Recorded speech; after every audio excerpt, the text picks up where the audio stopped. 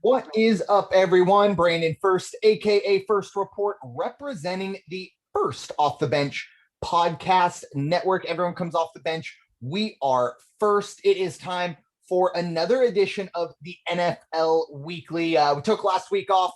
Let's be honest. There wasn't enough to talk about, really. We always try and at least build up about a half hour, 20 minutes, half hour of content.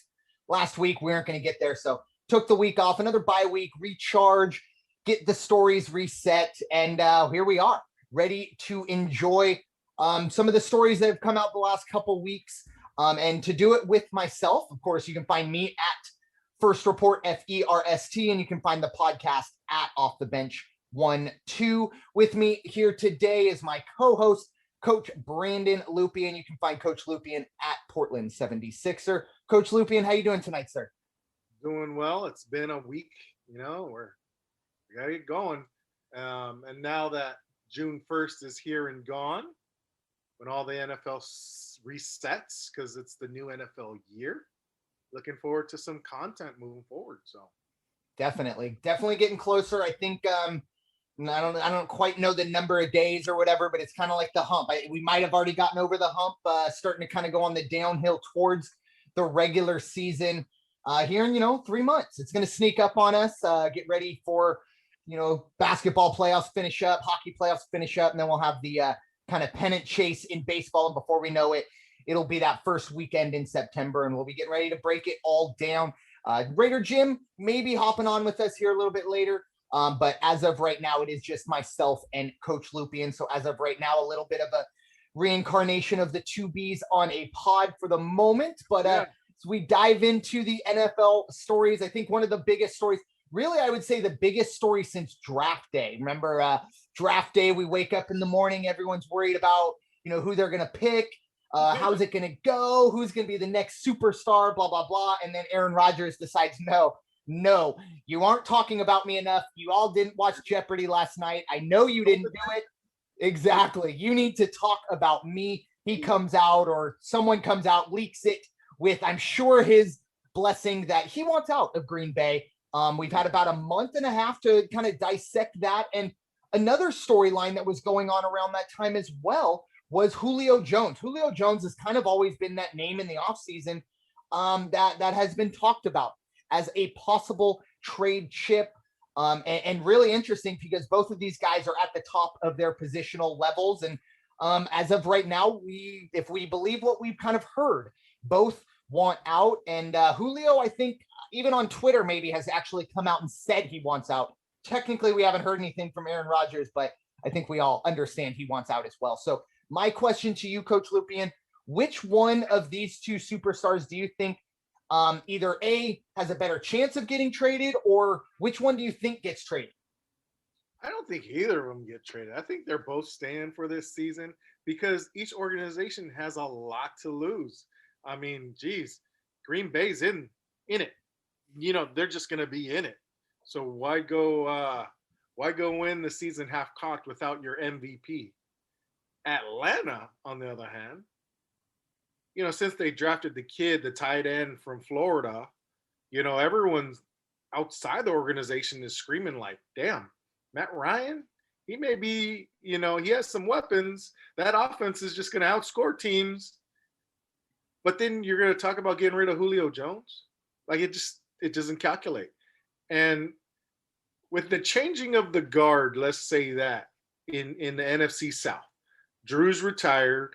Tampa Bay's Tampa Bay. But, those guys are also a year older, including the GOAT, Tom Brady. You got a team like Atlanta that they're on the cusp. They've been on the cusp where their defense just hasn't kind of helped out at all. But it seems like they've made those changes in the draft and whatnot. And then you just don't know what you're going to get out of Carolina. Who knows? Atlanta may be able to sneak in because they're just going to outscore everybody. Kind of like the NBA right now. No one plays defense. Well, they're just going to outscore everybody. So, why get rid of your hog, who's been your hog, and go to bat with it? You have a proven quarterback in Matt Ryan, who He's won an MVP. And you got Ridley. You got Pitts. You got Julio. And even though Julio's coming on undisputed or whatever, talking about, bro, I'm out. Bro, I'm out of here. Yeah, that was an interesting one. Now I'm remembering where I heard that. That was wasn't sure if he knew exactly he was technically on live television, but yeah, that was an interesting. Yeah. Haven't heard anything about it since. But then again, the only thing you ever hear about Aaron Rodgers is we don't want to trade him. We're not going to trade him, you know? And nobody inside Atlanta's organization says, oh, Julio's on the block, you know? Or the only thing I've seen are those rumor memes where it's Falcons are entertaining a second round pick. Really? Like for Julio? Come on now. When you hear like Seattle's offering a first, yeah, like come on.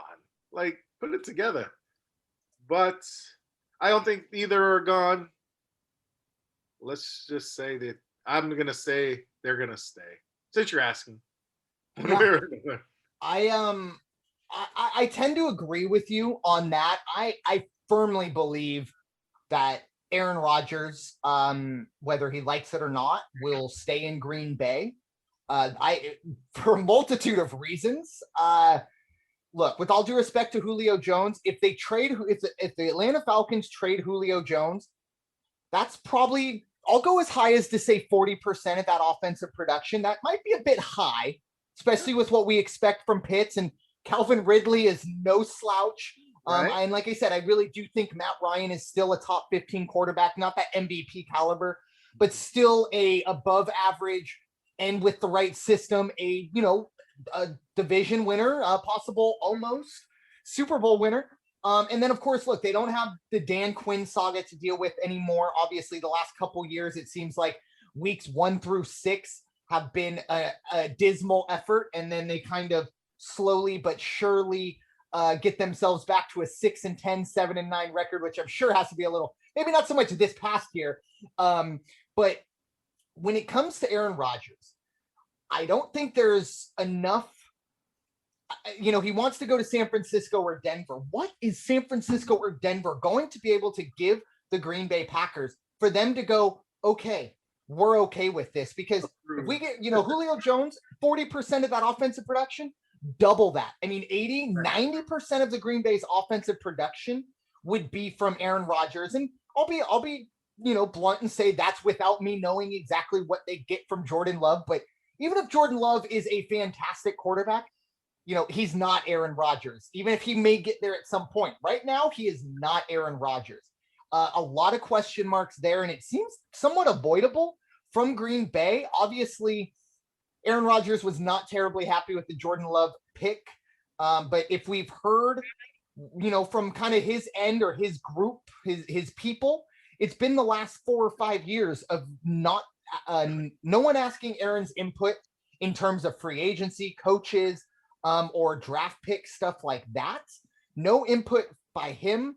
And that's got to get a little frustrating. But at the end of the day, I think Green Bay knows if they trade Aaron Rodgers, their season is over. It's done. I don't care even if you are in a very, mediocre division.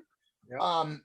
When it comes to Julio, you could maybe get rid of him and still feel okay. I don't think most of your fan base will feel okay, but you could make enough and say, look, we got Kyle Pitts, we got Calvin Ridley, we got a couple other guys, that aren't off the top of my head, but can get the job done. Once again, though, if you get rid of Aaron Rodgers, that's the end. You go from a 9-10 win team, 11 win team to 5 or 6, 7, even in that division. And I will say, for Atlanta, I would definitely, if Julio will at least, maybe he'll be a little disgruntled, but he's going to go in and play and do what he needs to do, even though he is frustrated. I think you got to keep him, because I think the Falcons have an outside shot of doing something in that division. It's a big question mark in that division. I know the Buccaneers last year obviously won the Super Bowl, but I go back to, really until they hit the playoffs, that was a team in my mind that beat up. They were the bully, right? But they were that quintessential bully that beat up on the little kids. But then once the bigger kids came around, that's when they got beaten up. It was it was a run where they were, 7-0 against teams with a, losing record, and maybe 2-7 against everyone else, whatever the numbers were. And then obviously, yes, we know what they did, got through, went on, won the Super Bowl. But a lot of that was that really, really good defense. Can they continue to do that? I don't know. And then obviously question marks in New Orleans without Drew Brees. Who's next? Who's it going to be? That's a huge question mark. And you already kind of brought up Carolina in terms of, look, it's kind of the Matt Rule effect in terms, hey, you don't really know fully what you're going to get. Sam Darnold, hey, you might get something there. We'll see. Right. Yeah. I think, it's enough of a conversation. So I tend to agree with you that neither of these guys get traded, because I don't think either of their teams are going to, kind of jump at anything. I'm sure somebody comes up to him and says, hey, we got 2 first-rounders and 2 second-rounders the next 2 years. Okay, you can have Julio. But I don't think anyone's doing that. That's a bit much for an older wide receiver. So I am I will die on the hill. I don't think Green Bay is trading Aaron Rodgers. It just makes no sense for them. Even if he sits out, it still doesn't make sense for them. At least in their fan base's mind, he said, look, we towed the line. We kept our superstar. And you don't want to set that precedent, going forward, that you'll just cower no matter what. And then for Julio, I think for him, let's see what happens, Julio. I mean, who knows? They start 0-5, then maybe you could start pounding your chest. But I think Atlanta's got a shot to be okay this year. You get an extra playoff spot. You get an extra game. Who knows? It's a very tough division, probably the toughest division in all of football, but still a kind of question mark full division. Like we said, there's plenty of question marks there. The NFC North, kind of the opposite. But once again, if you take Aaron Rodgers out of that division, oh boy, you got 4 very – I mean, we could be – I don't have a nice little it was a lot easier last year when you could say the NFC least, because it lined up that way. I don't know. You maybe call it the NFC nor loser. I don't know what it would be, but it'd have to come up, and who knows? You could see maybe an 8-9 team win the division with Aaron Rodgers out of that division. So I don't think either team trades their superstar. But if you tell me one of them will go, I would have to assume it would be Julio, but definitely not Aaron. Just doesn't make any sense to Green Bay. I'm just of the mindset that if those guys weren't gone by now, they're just not going to go. That's just where I'm at. Like, it's kind of like draft picks, right? Like, yeah. I think the capital was during the draft, right? That's when they had the most leverage over it all. And I don't even remember Julio being mentioned during the draft. It was just the Aaron Rodgers saga. Look at me, kind of thing. Yeah. And they're both there. So, I'm just kind of like, all right, well, they're not gone by now. I think each organization's content with where they're at going into 2022. That's a great point. I think the modern day NFL, when it comes to superstars being traded. Yeah. And now maybe the DeAndre Hopkins for the running back whose name is it David Williams? From Arizona. Yeah, Arizona now in Houston. The running back. Yeah. You don't see, player for player trades too often. It's very rare, at least in the superstar, or at least, the DeAndre Hopkins, that stratosphere.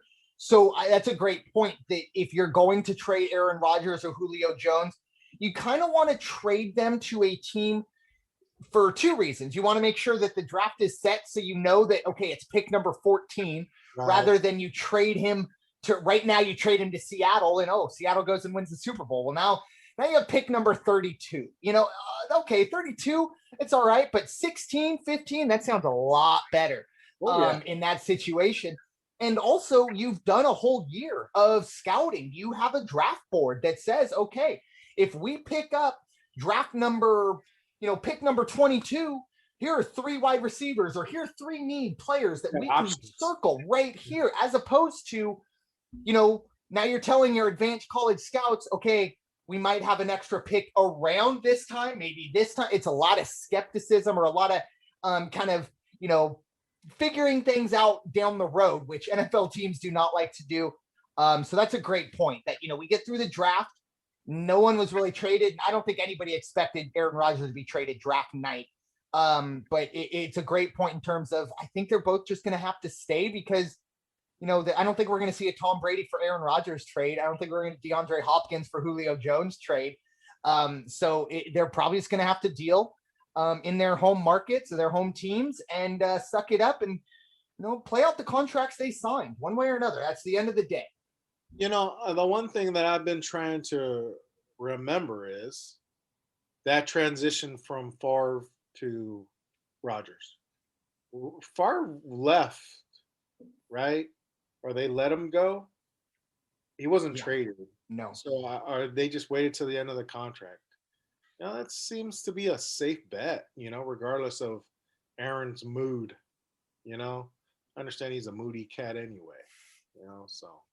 I don't know what he's got to be moody about. It seems like every time I get pictures of him, he's hanging out with beautiful women. He's playing quarterback. I mean, and I will say, look, everyone's got their own things. I'm not, discounting the guy. You look at your neighbor who's got everything and you go, how can you be sad? Well, we all going through things, but still, it's a little crazy to see Aaron Rodgers and just kind of look at his career and be like, man, how can you be upset at everything that's gone your way? You played, arguably the most, famous franchise. You played up there, you won a Super Bowl, maybe could have won more. Well, that's a debate, but seems like he's just kind of one of those guys. Maybe I'll do a little baseball name drop right here. He was in the news today. Maybe a little bit of a Tommy fan. Just a little frustrated at everything. And anybody, yeah, we are recording Wednesday, June 2nd. So if you know what I'm talking about, yeah, that's a little Easter egg for you. But, just one of those cats that doesn't take, a little bit of adversity too well. It needs to yell and scream at first, and that's fine. It's maybe not a characteristic you look for in a leader, but that's okay. For Aaron Rodgers, it's I think he's going to have to, like you said, play out his contract. I will say, I don't think Brett Favre was on the level of Aaron Rodgers is right now at the end of his Green Bay career. You could maybe even say, I don't know if Brett Favre was ever on Aaron Rodgers' level. I will definitely agree with you on that one. Right. Aaron Rodgers is just he's a generational talent. He's right up there. He won't be in the GOAT conversation with Peyton and Tom because he didn't win the Super Bowls. But I'll tell you what, in terms of a quarterback that can make plays happen, yeah, I don't think you have too many others in front of him at the moment or, throughout his career. So we'll see how that goes. Plenty more to get to. I guarantee you, I know if Coach Lupian had his way, he would love to see Julio exit stage right in the NFC South, make things just a little bit easier on that secondary for New Orleans. That will have some holes to fill. Well, if we had any capital, geez, Aaron and go. Julio would look great in black and gold. Yeah, I could only imagine the price tag that would then garner though from the Atlanta Falcons. You might have to throw the Superdome in there. You might have to actually no. You know what? You would have to no longer call it the Mercedes-Benz Superdome. Right. You would have to call it something else. And Atlanta gets the name the Mercedes. I think they're both named Mercedes-Benz Stadium, Mercedes-Benz Superdome. So we'll see how that goes, but. Yeah, moving on to another bit of news, another quarterback who was in the news for a different reason. Patrick Mahomes had his, I think, charity golf tournament, and a quote came out that I think maybe raised a couple eyebrows, definitely raised an eyebrow for me. He was asked in terms of, look, you set all these records, you're the first to do this, fastest to do that. Really, let's be honest, he is kind of that it superstar in the NFL, even if the Super Bowl didn't go his way.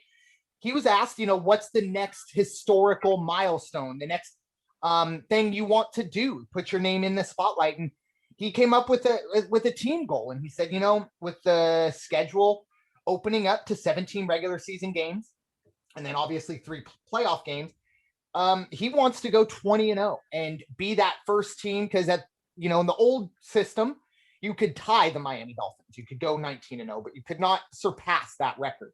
Now you can, by playing now 20 games, if of course, because obviously, look, if you go 17-0 in the regular season, you're getting a first round bye. So you play the 3 playoff games to get to 20-0. Obviously, something he wants to do. It definitely kind of took me a bit by surprise for a player that, the team didn't look great in the Super Bowl to already start talking about a undefeated season.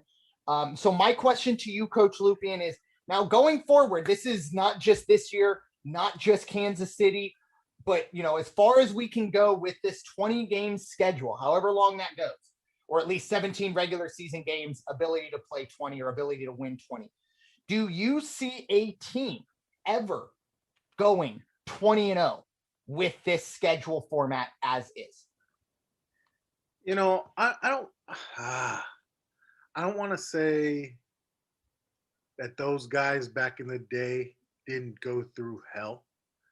We all know the more recent NFL rule changes in regards to protecting the quarterback, certain blocks, different kind of formations, certain things like that, those rule change, especially concussion protocols, they're all instituted to help protect the game and the breadwinners of the game and the money makers of the game and whatnot.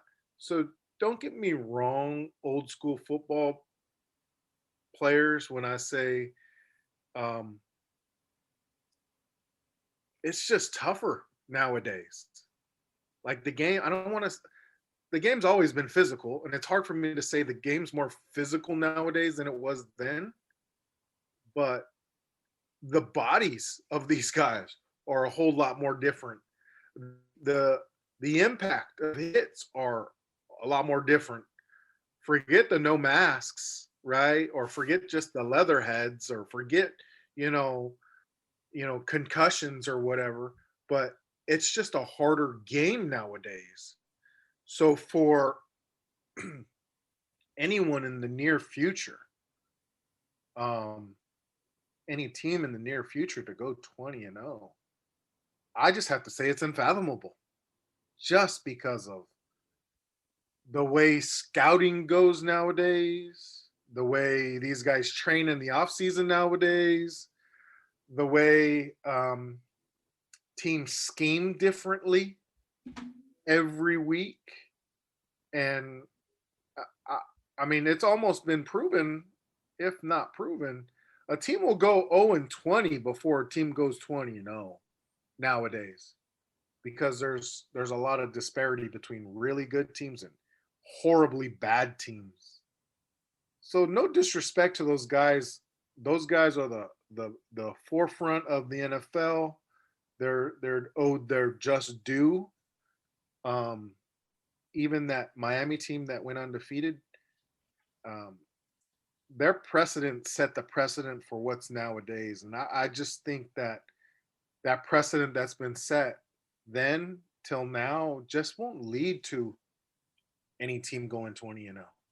It's quite the ambition for a young MVP, Super Bowl winner, record breaking, you know, quarterback like him. But come on, that's just I just think the game's just changed too much. Um that it's too hard to go undefeated, you know, I throughout an agree. entirety of a season. I mean, you mentioned the Super Bowl. Just look at that Super Bowl, how guys were missing at the last game of the year for them, you know? And who's to say that there's not more missing the next team when they're, undefeated or whatnot? I mean, damn, the Chiefs got close.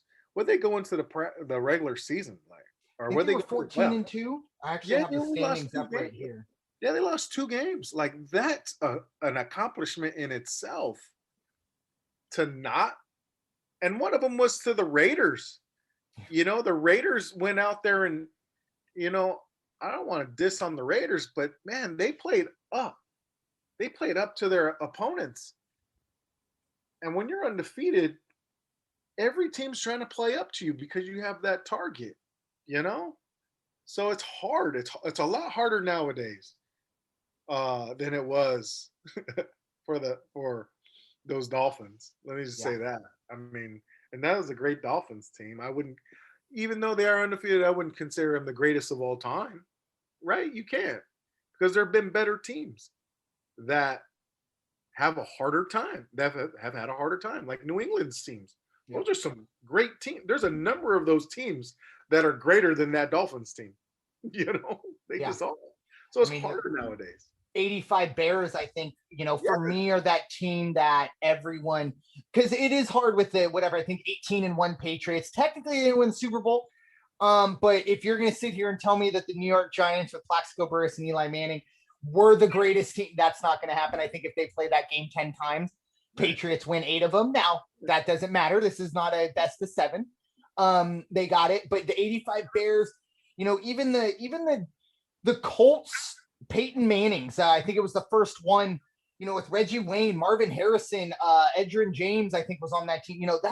Those are the teams that, you look back on and go, okay, well, they didn't go undefeated, but that would be a hell of a game. And you brought up a great point. And I think you were more talking in terms of on field, but I'll kind of take it off field. I think the game has gotten, tougher in terms of the off-field stuff. You go 10, 11, 12 and 0, and all of a sudden, NFL Today, Fox on it, no matter what game they're talking about, you are in the limelight. Yes. You are the top dog. If they can flex you in, they will flex you into that game. All eyes will be on you. You already brought it up. You're getting everyone's best. Everyone wants to be the one, right? Yeah. Everyone wants to be that one at the end of the record. And another part of it too, I'll kind of bring a tennis analogy into this, as we've seen Naomi Osaka this past week been very outspoken about not wanting to talk to media. And look, the media obligations they're there. They are not there. Those players are not there because they want to sit there and give people sound clips. They are there, as Marshawn Lynch said, so they don't get fined. Right. Mercury Morris and those guys, they didn't have that. They didn't have Twitter. They didn't have Leslie Visser wanting to do a midweek profile on the backup long snapper, things like that. There's a lot more distractions just being an 8-8 team than the Miami Dolphins that went 19-0 ever had. I think there would be probably more distractions just on the Dolphins when Mercury Morris just pops his champagne, when the team ends up, or that last team that goes undefeated finally loses a game. You hear Mercury Morris pop the champagne. It's so difficult. I don't like to say, because I'm a big believer in never say never.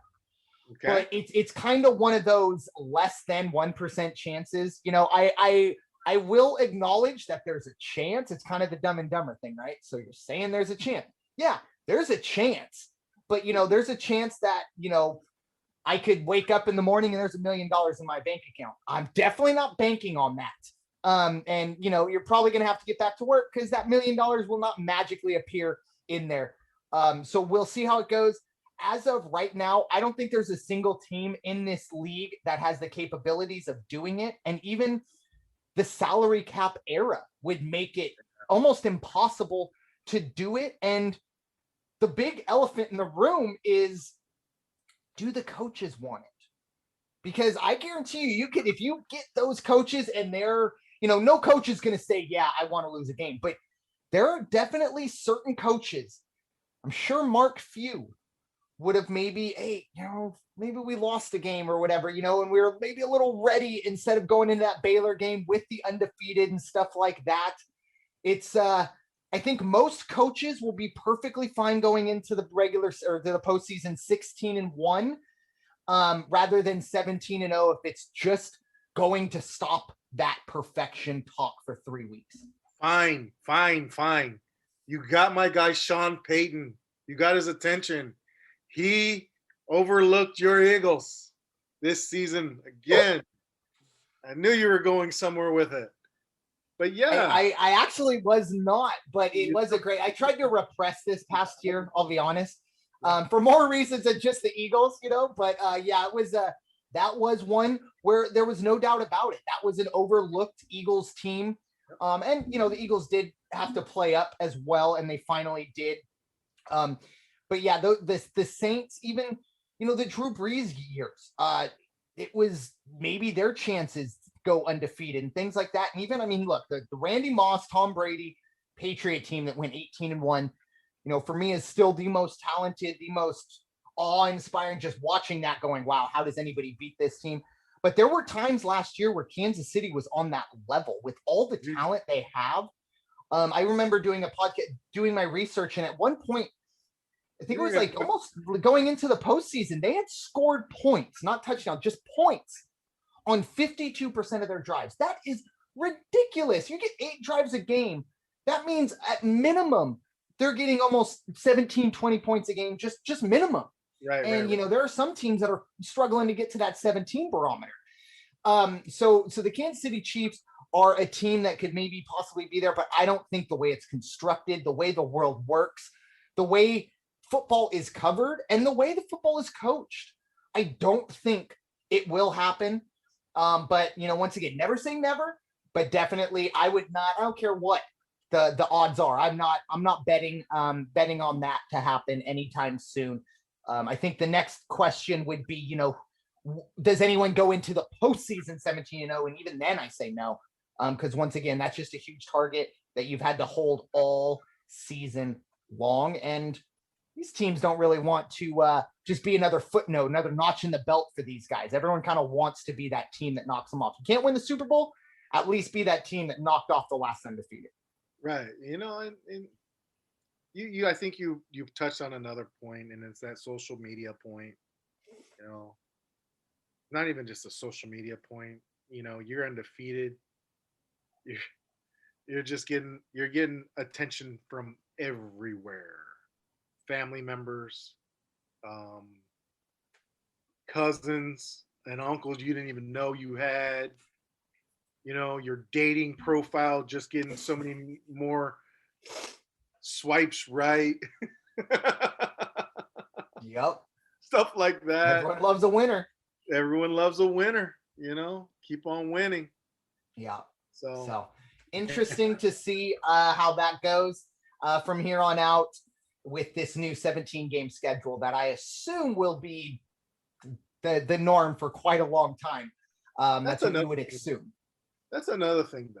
They add another game. Yeah. That's just more wear and tear, more risk involved for those important role players or key pieces of players, a la that left tackle and that right tackle on the returning Super Bowl champions teams in the Super Bowl. Like, that didn't have an effect. It certainly did. And that's just kind of like the dilemma or the battle each team, coach, GM, player, they go through just to get to that tournament at the end of the year, Yep. Walking in healthy. Yep. So the final bit that we will get to, the last bit of news, or at least last bit of talking, not really news. The one thing with the NFL, the one thing I actually love about the NFL is the parity of it. There's always a year where at least one, maybe two or three last place teams either go worst to first or, worst to the playoffs, or last place and kind of come out of nowhere. I think in the last couple years, maybe not so much last year, but 2 years ago, it was finally Buffalo kind of arriving on the scene. It's been a couple times. Last year, who knows? You could sit here and say, yeah, the Washington football team, they went last or worst to first. They got it done. Obviously, 7-9 doesn't jump off the page quite like 14-2, but it is a division win.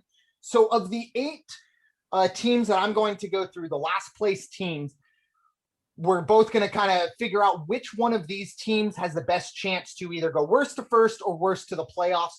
And the 8 teams that did finish in last place in their respective divisions last year were the San Francisco 49ers, Atlanta Falcons, Philadelphia Eagles, Detroit Lions, Jacksonville Jaguars, New York Jets, Cincinnati Bengals, and Denver Broncos. So, Coach Lupian, which one of those 8 teams or another team that didn't make the playoffs do you think has the opportunity to go from that, kind of the cellar dweller to a team that's playing a probably a wild card game, or, at least winning a division later down the road?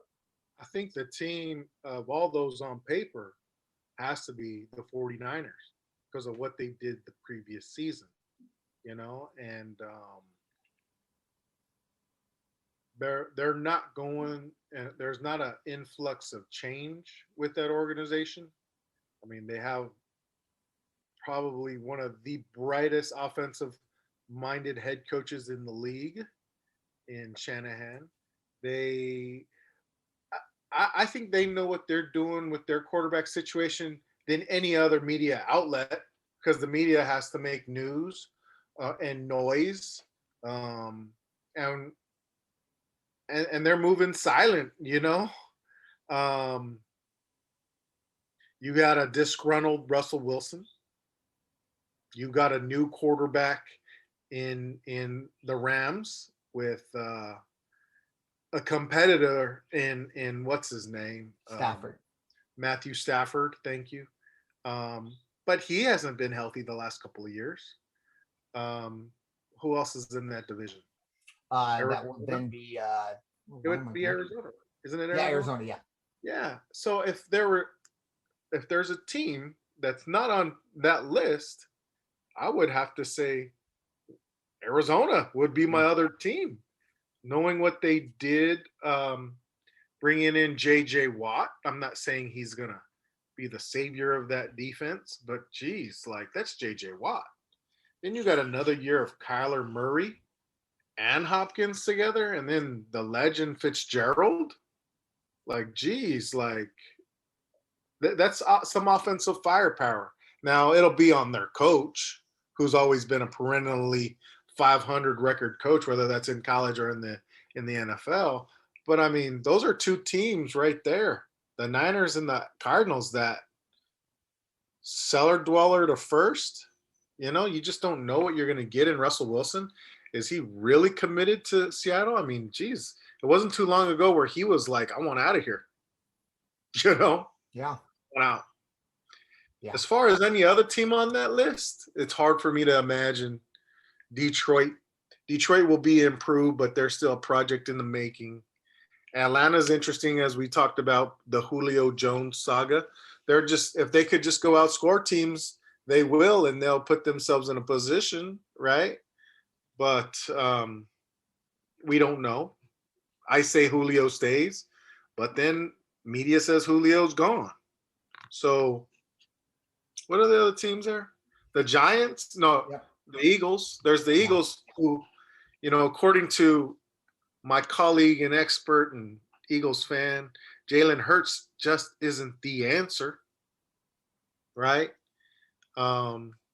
So, and what's your guys' GM's name? Howie Roseman. Yes. He'll find a way to fuck it up.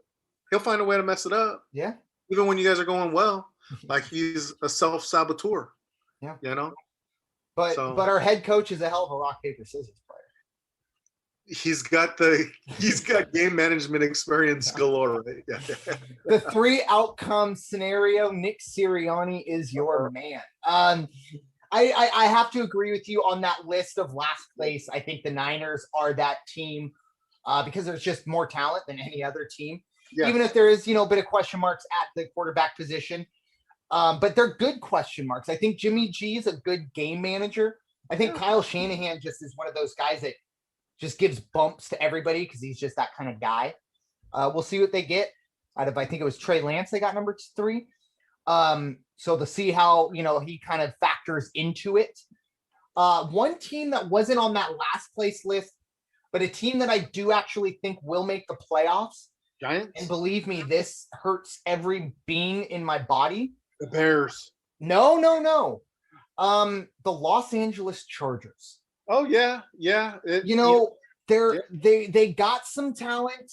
Uh-huh. Anthony Lynn did get let go. Yeah, he's with and I felt like, he probably cost him a game or two. I think a lot of, the frustration was warranted. I don't know if all of it was. He definitely struggled with game management, things like that. But there were a lot of boneheaded mistakes. There were a lot of injuries they had to deal with. I mean, let's be honest. The best thing that happened to this Charger franchise last year was some trainer going full, Pulp Fiction and busting out Tyrod Taylor's rib or lung or something that got Justin Herbert into the game. And there's no doubt in my mind that Justin Herbert is going to be a very, very good quarterback. Yes. However, the Chargers have had a very, very good quarterback and didn't do anything with it. They also had a Hall of Fame running back, also did nothing with it. So we'll see how that goes. But I think there's enough talent on both sides of the ball. I think you also factor in the fact that the Raiders maybe aren't going to be as good as they were last year, possibly. And then the Broncos are kind of just the Broncos at the moment, barring an Aaron Rodgers trade. So they could, get into second place. And once you get into second place, there's 3 wildcard spots that are going to be available. I think this team can do it. I will be cheering heavily against them as a San Diegan. I don't want Sissy Spanos succeed in any way, shape, or form, but they're definitely a team that jumps out.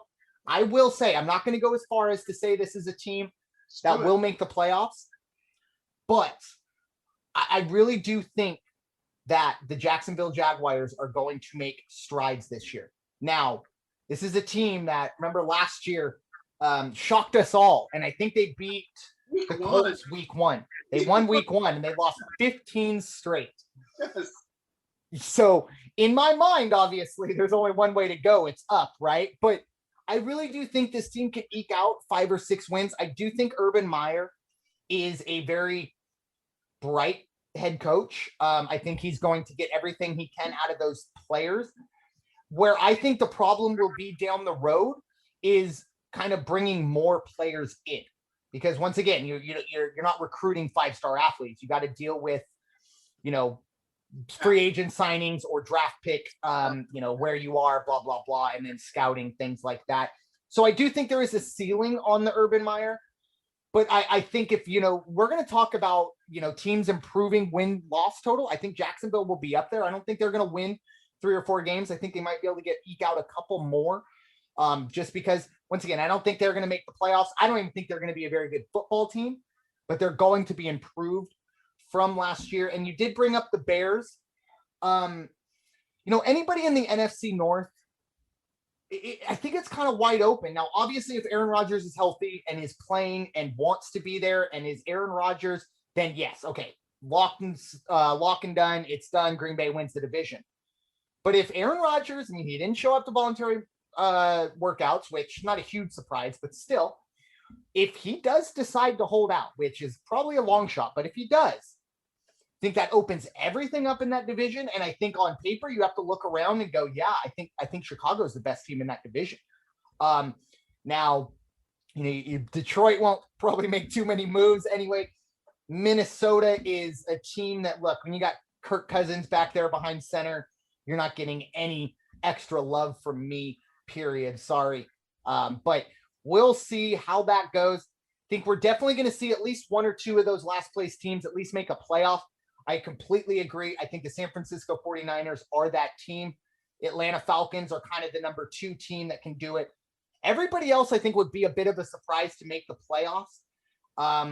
Especially the Eagles, like I said, even though that division's still plenty of question marks. I think I brought it up in the offseason with, the injury questions in Dallas with Dak, the figuring out what Washington's going to do, and then the Jalen Hurts saga. The New York Giants might have the most, at least, cut and dry quarterback controversy or lack of quarterback controversy, which is absolutely crazy, knowing where we were 1 year ago. But it's going to be really interesting because, once again, one team always does make a run from the bottom back up to the top. And, we'll see how that goes. Probably in the next couple episodes, we'll definitely have the kind of the other shoe dropping in terms of, well, what team that made the playoffs last year may be heading back down to the cellar, but that'll be for another podcast.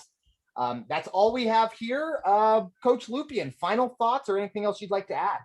No, other than I miss our guy Raider Jim. He would have gave us some great insight to the Aaron Rodgers, Julio Jones saga, because I'm sure he's probably got all the news that they're both headed to the Raiders. You know what I mean? Because it's John Gruden's like, he's got to do it like now, So, and he'll, I missed you, Raider Jim.